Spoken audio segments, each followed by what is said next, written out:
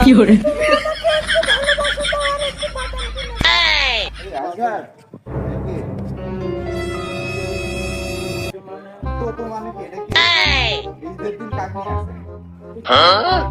ওটা কে ওটা কে তোমার বাড়ি কই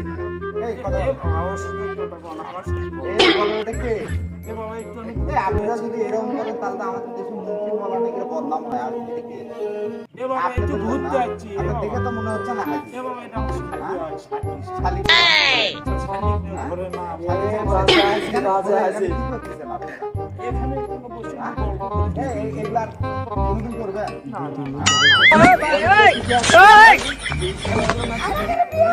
কি করে